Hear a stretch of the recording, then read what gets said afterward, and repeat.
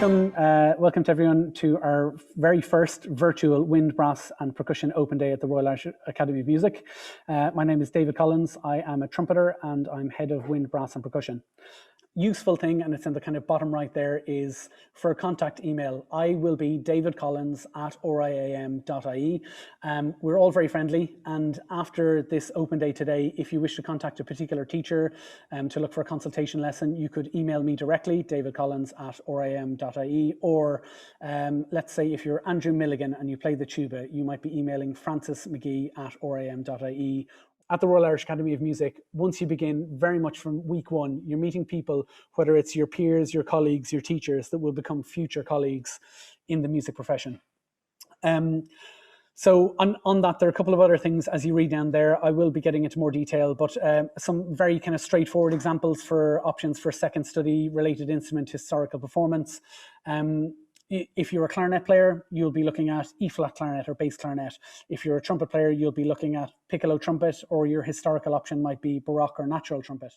For me, the best thing about it was kind of tightly knit community that is fostered because the Academy takes in really small numbers of students. So there's a really kind of select group and it just kind of becomes your family, and it's a really lovely atmosphere that's created by that. The teaching faculty are just of such a high standard and you get such a really high level education. The faculty are all working in the professional music scene in Ireland, so it also creates these really direct links to the professional music scene.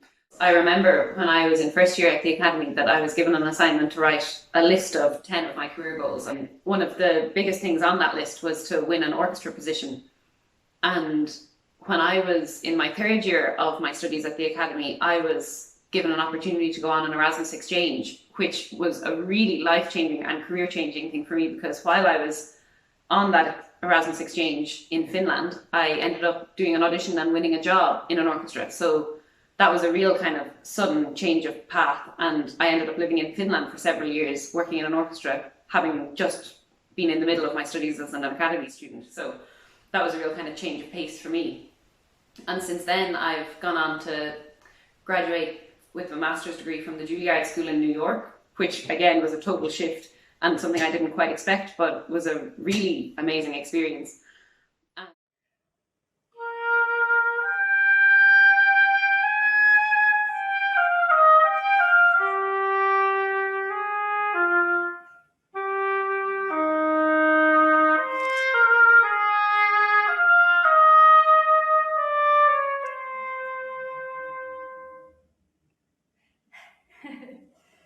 And that's it for the first one? Yeah.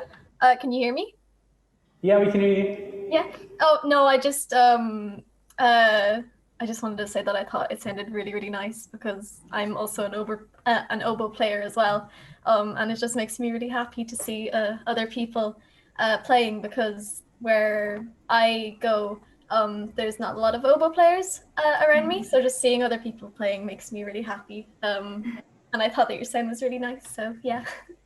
Oh, thank you. I know we're always alone and by ourselves. Yeah. There's no many around, which is very lonely. Thank you, Isabel. What we might do, I'm just keeping an eye on the time a little bit, and to keep us overall to the 2 hours. Might it be okay if we ask Rachel to come in, who is going to play Mozart D? But thank you so much, Maria, and a round of applause from here. I know, yeah, you can see them all on the screen giving you applause.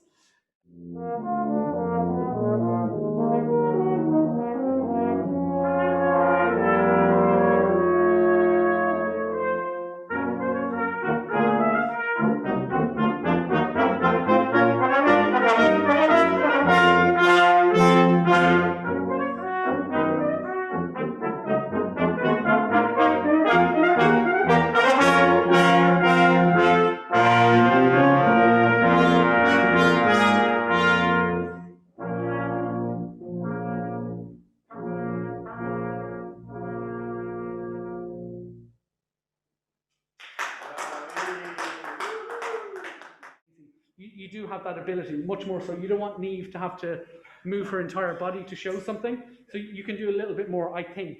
But really, really lovely playing. And for having 5 or 6 rehearsals, I thought the intonation was brilliant. Really all starts to match up and very sympathetic. Yeah, very good. you want to just go from the bit by where it goes around the groove? Is that page? Yeah. 15. Just to hear where the line is. So you need to give each person the space. It's not just about the person playing their part. You need to create the space so that they can be heard. So is it 15? Yep. Like on mine?